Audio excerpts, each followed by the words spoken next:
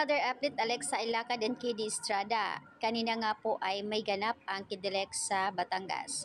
Nag-trending naman ang Kidilex at nag-react naman itong si Mother Lily.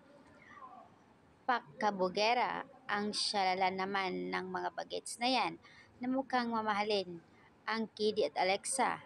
In fairness, bagay na bagay kay Alexa itong red hair niya, yung nagmuka siyang batang lalo.